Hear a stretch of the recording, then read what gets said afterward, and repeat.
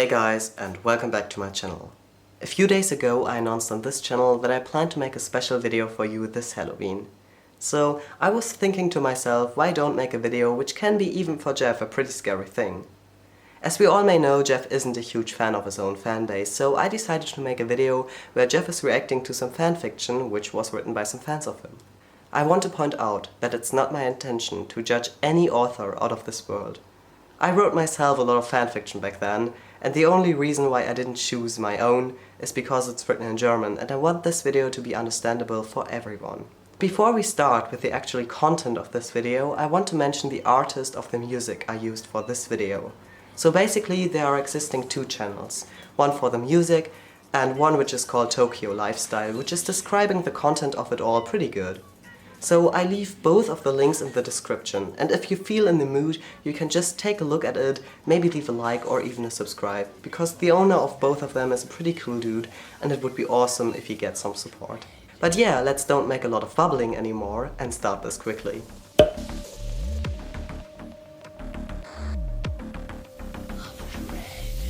What am I doing here?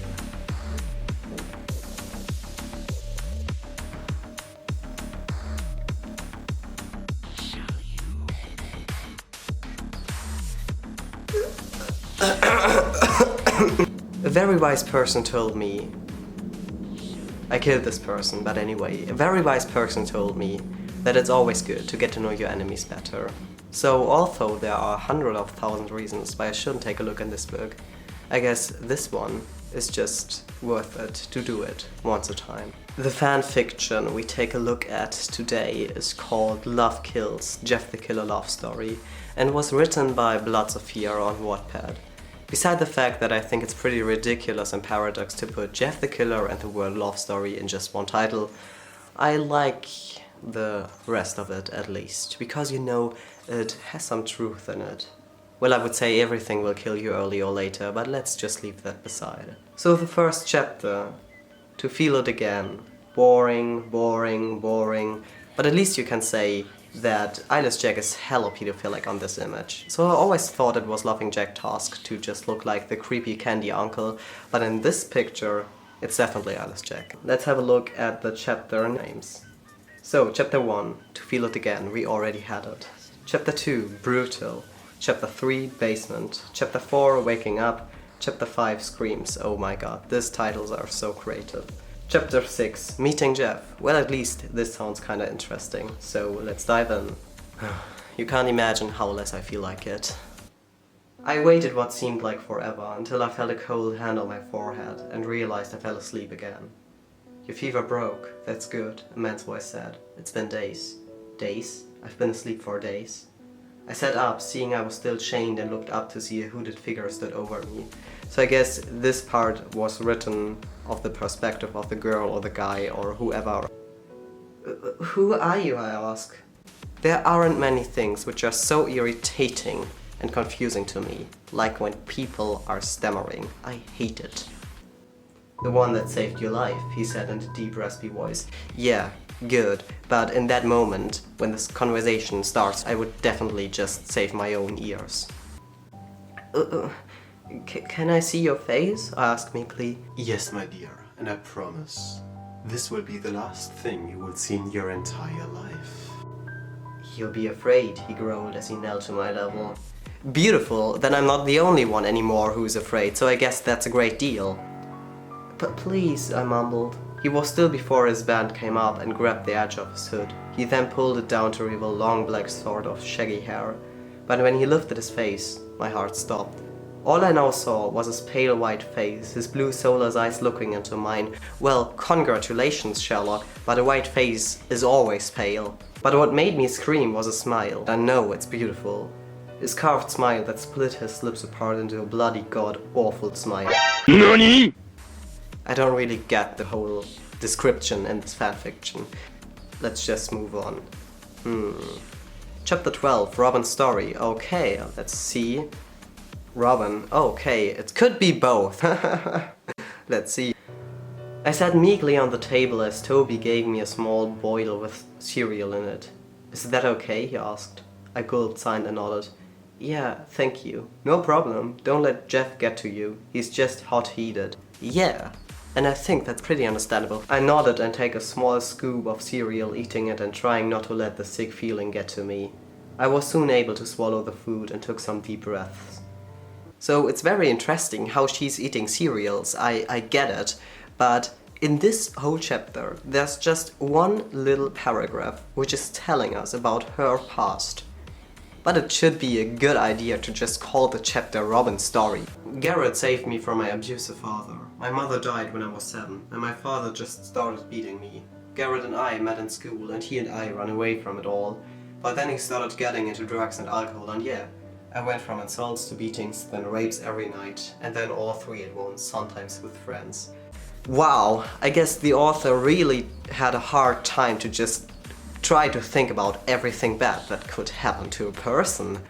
But that's not the point of letting someone staying alive. So let's just say her past is no apology for getting on my nerves. My eyes. I swear that's the first ever moment in my life I regret to burn my eyelids. Again, from Robin's perspective, because we hadn't enough of this annoying human being. I woke up again to see Jeff was watching me. I didn't feel any pain in my leg anymore. Jeff, I smiled at him in somewhat sleepy tone. Wait, this person is in my bed? Well, my bed is only my space. That's just disgusting. He was still shirtless from his shower, but I didn't care. Well, I'm pretty sure that I care at this moment. My Robin, he smiled back. I always smile, so what's the point about mentioning that anyway? And that she's mine is also pretty ridiculous because of course I kidnapped her. So she's my possession. There's nothing to discuss about. Why were you downstairs? He mumbled. I thought I heard everyone come back, but saw it was all empty, and he attacked me when I was going back up the stairs. So what's the point about just attacking back when you're attacked? So no, you need a person who's saving you. I think you have everything reached in your life. I know I shouldn't have done that, yes, but I just thought, it's over, he can't hurt you anymore. Yes, but I am able to hurt her, and I ask myself the entire time why I didn't do it so far. I gulped and nodded before looking up at him. He looked down at me before leaning in and kissing my lips.